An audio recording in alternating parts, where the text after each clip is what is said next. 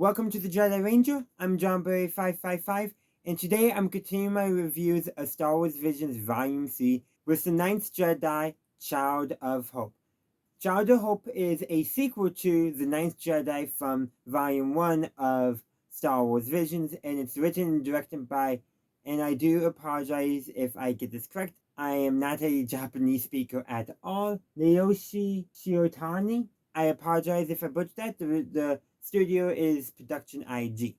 But anyhow, enough of me butchering those names, because I'm sure I did. Let's actually talk about the story itself. As I mentioned, this is a sequel to The Ninth Jedi, which introduced the concept that a Jedi's lightsaber would change based off of their connection to the Force. So a Sith would pick up it and it'd be red. A Jedi, it would be blue or green. Someone who's teetering between light and dark, purple. Someone who's not fully connected yet, it would be kind of a dull greenish gray as the animation depicted.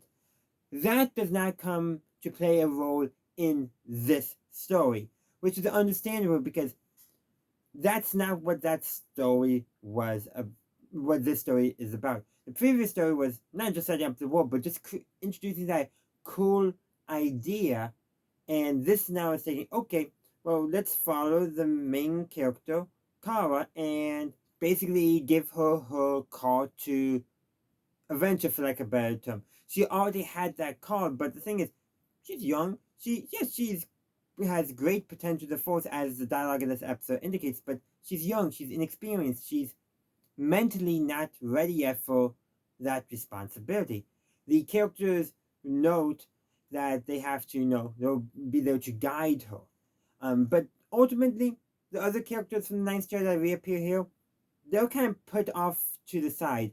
Because what happens is they're pursued by bounty hunters, which, by the way, the bounty hunter ship reminds me of a Hammerhead Corvette. But anyhow, they're pursued by bounty hunters, and Kara accidentally gets launched into space, where she's picked up by a droid who's the last crew member of a pretty big and fancy ship. All the other droids have been destroyed, fending off scavengers, so he's the only one remaining, and he asks Kara's help in order to get to his master, the one living being on the ship. Kara first tries to, and actually the droid, I forget his name, asks Kara that after she accidentally sets off the security systems, and he sees that she has a lightsaber and assumes she's a Jedi. She's only a Jedi in training, if you will. She says herself that she's not a Jedi, but that's her own insecurities. When to clear the path, the manual way doesn't work. She centers herself and reaches out with the Force to remove the blockage, and the droid's master, I really should have looked up the droid's name, sadly, like several years ago, because this is like, apparently this ship is super old, and it's been adrift in the asteroid field for a very long time, and very ornate as well. Stained glass, different environments and biomes, very, very fancy, mind you. But anyhow, the droid's master had been already dead for quite some time. And that's really just a setup. Then the bounty hunters arrive on the ship because they track Kara's life sign, and they defeat the goons. But the main opponent, Kara is defeated. She does put up a decent fight, but she's lacking skill, so she's defeated. The droid, he basically uses his intellect and creates a diversion, and he's able to bring Kara to an escape pod, and using some of his own power to get the escape pod launched. And then he goes and self-destructs the ship, which stops the bounty hunters pretty much. And then Kara is rescued by her friends. But ultimately, a big part of this episode is that emotional connection that's formed between Kara and the droid. And it's like, why couldn't the droid come with them? He sacrifices himself so to give Kara a chance to escape, because the thing that he remembered his master telling him was basically the Jedi will come back and someday and bring peace back to the galaxy. And there's some other good moments here and there. I won't spoil a lot of those small character moments, but there's a lot of these small, great character moments that just make you fall in love with this droid, and you really feel Kara's heartbreak when he sacrifices himself for her.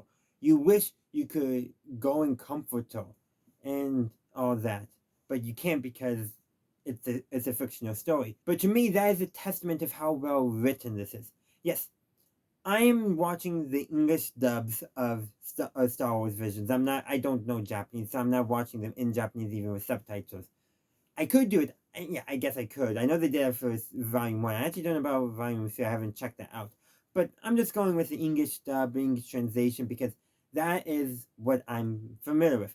And I presume they're doing a better dub than they did with a lot of early animes when they brought it over to the United States, because I've heard that some of the translations were weird. But that's besides the point. The point being what I really want to convey is that this story, there's a lot of it, but it's one setting up that Kara will someday become a great Jedi. She just needs some mentoring, guidance, and also that's the setup because apparently, on the 29th, I believe it was, apparently Lucasfilm announced that the Ninth Jedi is getting its whole own animated series. So that is quite interesting, and this is one that's definitely, I think, well worth it. Like Ronin, I know has gotten stuff like books and comics as well, and I think that's maybe a better place for that story. But here, yeah, I think I don't honestly I don't care. I just like seeing more of the stuff in general. But the main thing I want to convey is that's great and all, but and they did a setup for that in here, but ultimately the story is this about this young, experienced Jedi bonding with a droid who then sacrifices himself to save her, and the emotional weight you feel in that separation as the viewer because you grew to care and like their dynamic and fall in love with them as a duo, and now that they're separated, it tugs at your heartstrings. It hurts. That is ultimately the core of the story, and what I really love about it, that how it tugs on your heartstrings. The other stuff is great too, but I like that emotional stuff.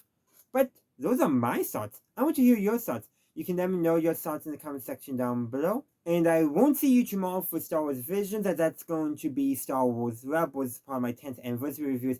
But Wednesday, I will see you when I talk about the 4th episode of Star Wars Visions Volume C.